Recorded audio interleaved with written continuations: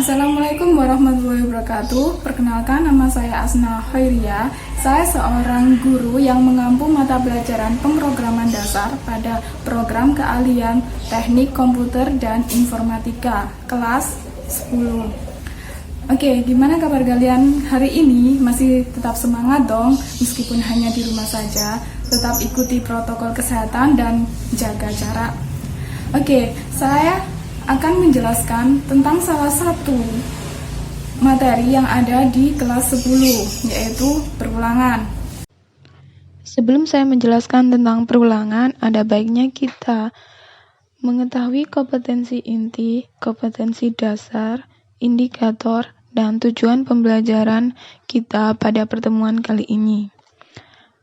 Kompetensi inti adalah tingkat kemampuan untuk mencapai standar kompetensi lulusan yang harus dimiliki oleh peserta didik pada setiap tingkat kelas atau program. Nah, apa kompetensi inti pada ranah pengetahuan? Yaitu memahami, menerapkan, menganalisis, dan mengevaluasi tentang pengetahuan faktual, konseptual, operasional dasar, dan metakognitif sesuai dengan bidang dan lingkup kerja teknis, komputer, dan informatika. Oke, selanjutnya kalian bisa baca sendiri. Oke, pada ranah keterampilan ada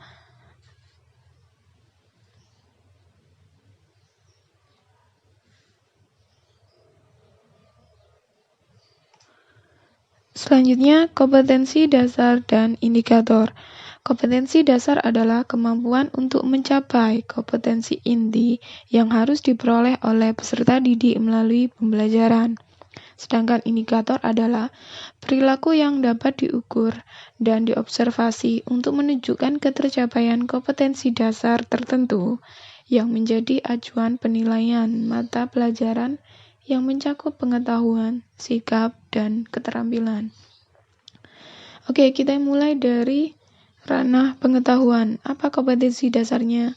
Yaitu menerapkan struktur kontrol perulangan dan bahasa pemrograman. Nah, apa acuan penilaiannya? Yang pertama, menjelaskan statement perintah untuk perulangan. Yang kedua, menerapkan statement perintah untuk kontrol perulangan sederhana. Yang ketiga, menerapkan statement atau perintah untuk kontrol perulangan bersarang. Selanjutnya, kompetensi dasar pada ranah keterampilan, yaitu membuat kode program struktur kontrol perulangan. Apa indikatornya? Yaitu membuat aplikasi perulangan sederhana. Nanti kalian akan diajari bagaimana membuat aplikasi perulangan. Yang kedua, membuat aplikasi perulangan bersarang. Oke, selanjutnya tujuan pembelajaran. Yang pertama, siswa dapat menjelaskan statement atau perintah perulangan. Yang kedua, siswa dapat menerapkan statement atau perintah perulangan. Ketiga, siswa dapat menjelaskan statement atau perintah perulangan bersarang. Yang keempat, salah tulis. Siswa dapat membuat aplikasi perulangan sederhana. Yang terakhir, siswa dapat membuat aplikasi perulangan bersarang. Nah, sesuai dengan namanya, perulangan artinya mengulang.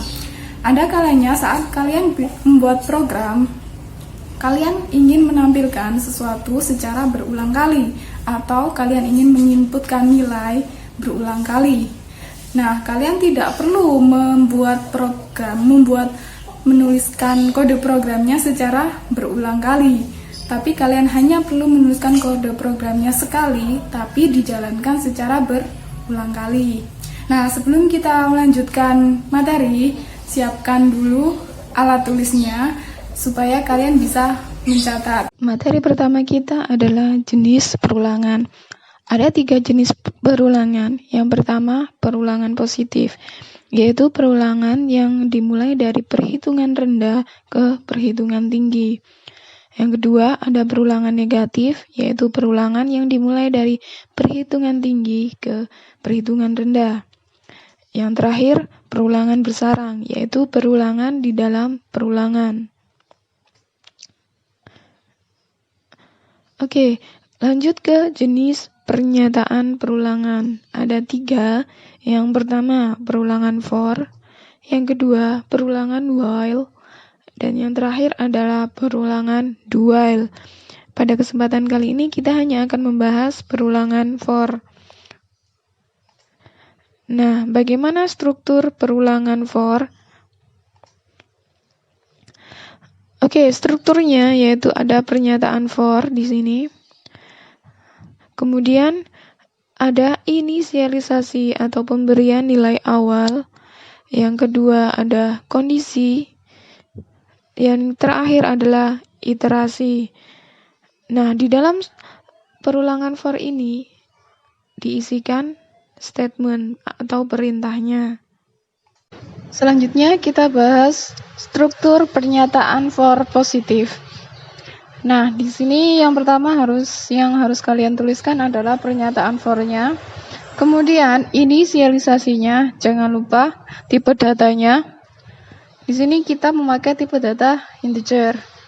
Nah, variabelnya apa? Variabelnya A. Berapa nilainya? Nilainya adalah 0. Lalu kondisinya adalah A kurang dari sama dengan 4. Iterasinya adalah A++. Karena dia dimulai dari 0 dan berakhir di 4, maka iterasinya dia memakai increment atau A++.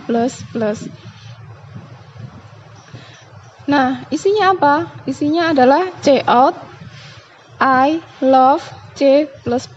Maksud dari pernyataan ini adalah cout adalah perintah untuk menampilkan tulisan I love C++. Nah, untuk pernyataan for negatif, nah yang berbeda adalah di sini di kondisi awalnya atau inisialisasinya dia dimulai dari 4. Kemudian akan berakhir jika kondisinya 0.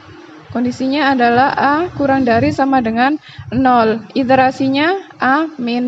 A min adalah decrement. Fungsinya dia mengurangi nilai 4 hingga menjadi 0.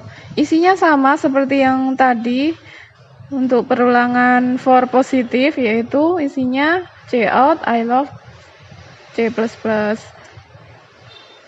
Nah, selanjutnya untuk flowchart perulangan. Yang pertama for positif, dimulai dari kondisi percabangannya atau kondisi perulangan for. Dia disimbolkan sebagai belah ketupat. Nah, isinya apa? A sama dengan 0, A kurang dari 4, dan A++. Jika kondisinya bernilai benar, maka dia akan menampilkan tulisan I love C++. Terus akan berulang hingga dia menemui kondisi salah. Jika salah, dia akan keluar dari perulangannya. Nah, untuk yang for negatif, bedanya sama dengan perulangan for positif adalah pada kondisi perulangannya. Nah, jika for positif dia dimulai dari 0, maka for negatif dia dimulai dari 4. Yang lainnya sama. Oke, setelah kalian belajar tentang struktur for, kita akan belajar bagaimana cara membuat perulangan pada program. Oke, kita buat source file baru, tekan Ctrl N. Nah, yang pertama tuliskan header-nya. Include IOStream. Nah, header include IOStream ini untuk header input output.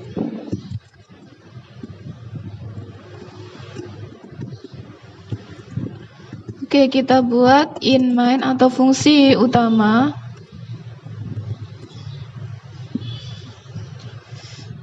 Cout program perulangan. Jangan lupa titik koma di belakang. Oke, kita akan membuat tampilan I love C++ sebanyak 5 kali. Yang pertama kita akan membuat tampilannya tanpa menggunakan perulangan. Tanpa perulangan. Oke. Check out I love C++. Oke. /n ini dia berfungsi untuk memberikan enter.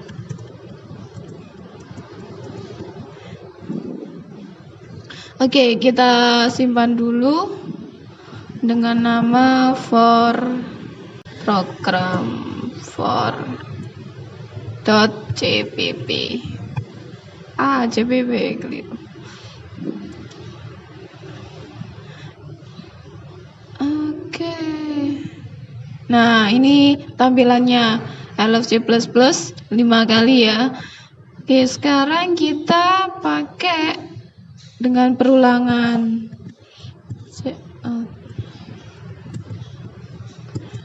Perulangan for positif dulu ya. Positif. For in A sama dengan 0, A kurang dari sama dengan 4 dan A++. Oke, isinya adalah cout I love C++. Oke, kita running. Nah, sama kan? Sama yang tadi. Sama-sama 5, tapi tadi di sini kita menuliskan 1, 2, 3, 4, 5 baris kode I love C++. Tapi kalau kalian pakai perulangan hanya butuh 3 baris ini. Oke. Kita coba yang negatif, for negatif. Oke, kondisinya tadi berapa? 4. Lebih besar sama dengan 0 dengan men. Oke, integer. Nah, perulangan for hasilnya sama kan dengan perulangan yang for negatif. Mulai dengan menjalankan program, kemudian akan memeriksa in main-nya, yaitu perulangannya.